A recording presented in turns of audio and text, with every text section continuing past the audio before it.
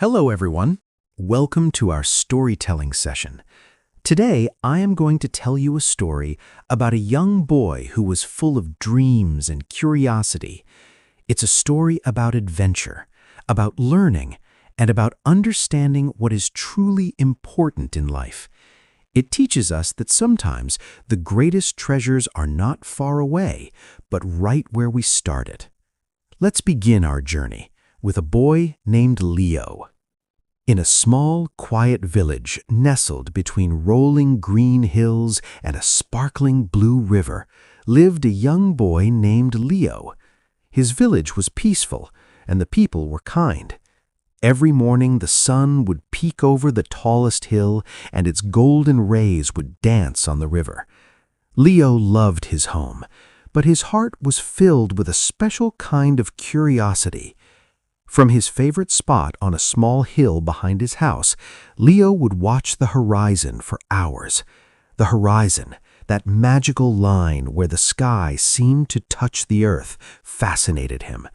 He believed that the most wonderful things in the world were hidden just beyond that line.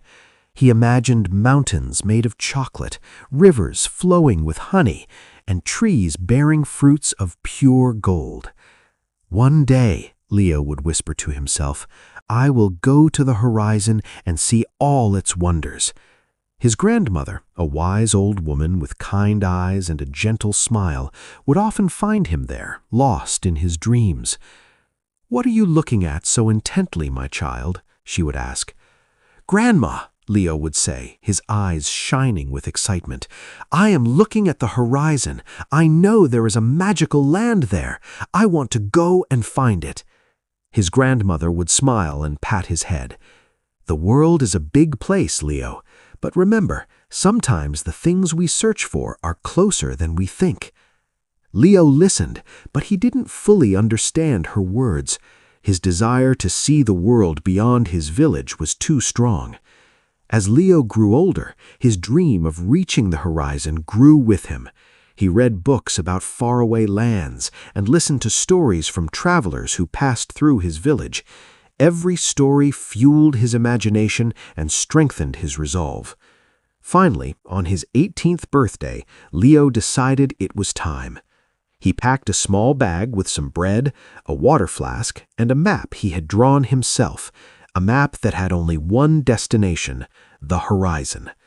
He went to say goodbye to his grandmother. She held his hands and looked into his eyes. You are a young man now, Leo, she said softly. Your heart is set on this journey, and I will not stop you, but I want you to take this with you. She gave him a small, smooth stone from their own garden. It was a simple gray stone, nothing special about it. Why this stone, Grandma? Leo asked, confused. This stone is from our home, she replied. It will remind you of where you came from. When you feel lost, hold it, and it will give you strength. Leo took the stone, thanked his grandmother, and promised to return with stories of the magical land at the horizon. He waved goodbye to his family and friends and set off on his grand adventure. His journey began with great enthusiasm. He walked for days, crossing the green hills he had only seen from a distance. The world was much bigger and more varied than he had ever imagined. He saw vast forests with trees so tall they seemed to touch the clouds. He crossed wide rivers with currents so strong they could carry a boat away. He met many people along the way. He met a friendly farmer who shared his meal with him and told him stories about the changing seasons. He met a group of musicians who played beautiful melodies that made him feel both happy and sad. He learned that kindness was a language everyone understood. But the horizon was always ahead of him, a distant, unreachable line. Every time he climbed a hill, thinking he would finally reach it, he would see it again, just as far away as before. It was a frustrating puzzle. Weeks turned into months. Leo's clothes became worn, and his shoes were tattered. The bread his mother had packed was long gone. He learned to find food in the wild, berries from bushes and fish from streams. He learned to build a shelter at night to protect himself from the wind and rain. He was no longer just a boy from a small village. He was a traveler, a survivor. One day, he found himself in a bustling city. The buildings were so tall they seemed to scrape the sky. The streets were crowded with people rushing in every direction. Leo had never seen so many people in one place. He felt small and invisible. He tried to ask people for directions to the horizon, but they just laughed at him.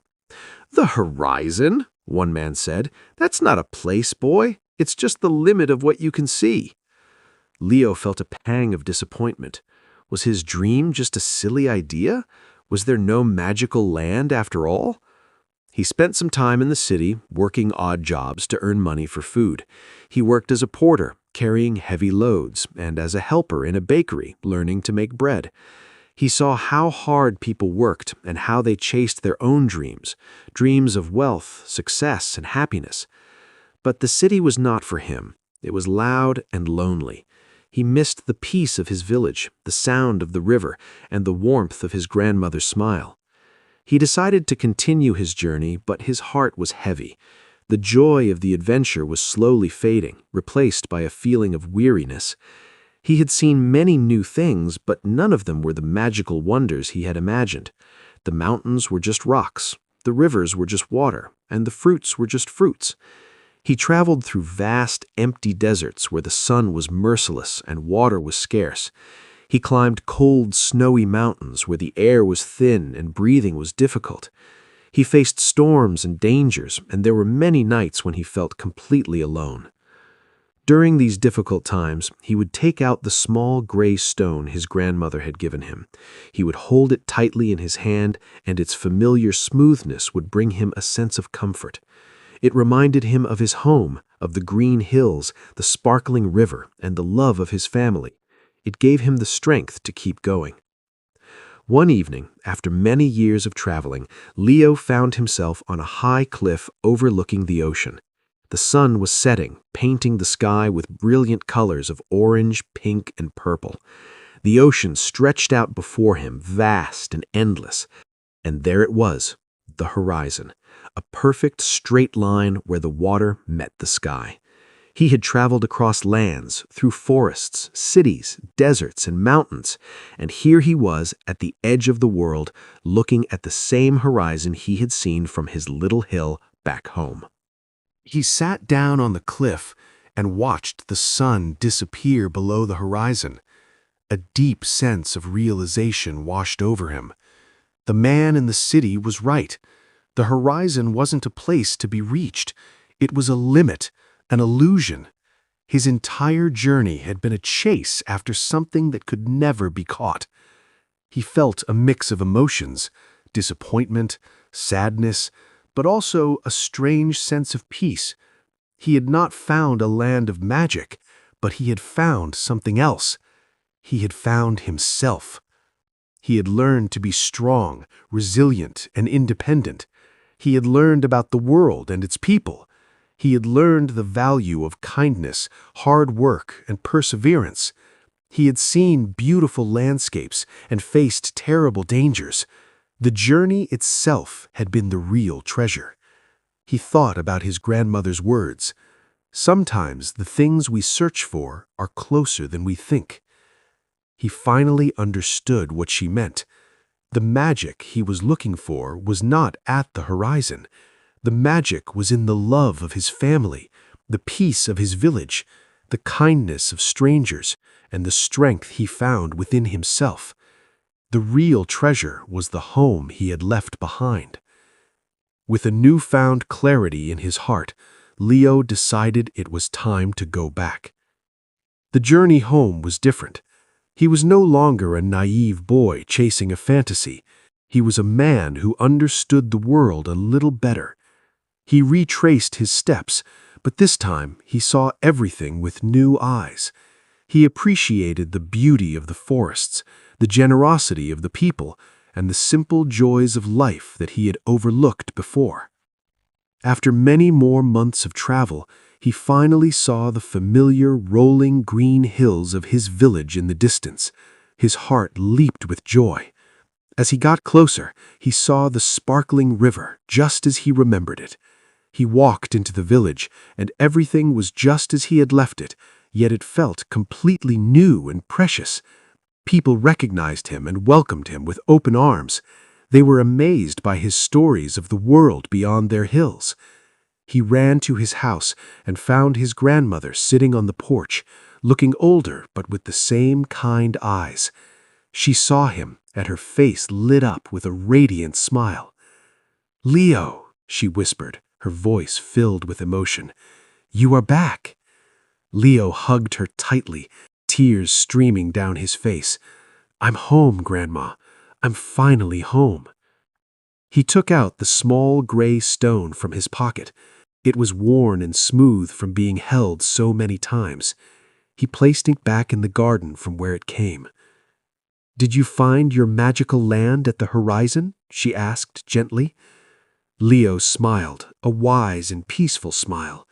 "No, Grandma, there is no magical land there. I learned that the horizon is not a destination, it's a direction. It's a dream that pushes us to explore and to grow."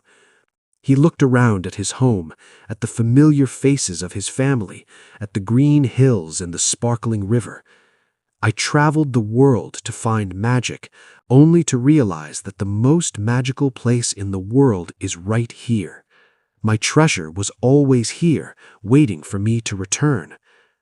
From that day on, Leo lived in his village. He still loved to watch the horizon, but now he saw it not as a place to escape to, but as a beautiful painting that reminded him of his incredible journey. He shared his stories with the children of the village, teaching them about the world, but also teaching them to appreciate the home they had. He had chased the horizon and found nothing, but in doing so, he had found everything that truly mattered. And so Leo's story comes to an end. It's a long journey, isn't it? This story teaches us a very important lesson. The moral of the story is that while it is good to have dreams and to explore the world, we should never forget to appreciate the treasures we already have, our home, our family, and the love that surrounds us. Sometimes we search far and wide for happiness, only to discover that it was with us all along. The journey is important for growth and learning, but true contentment is often found in appreciating the simple, beautiful things in our own lives.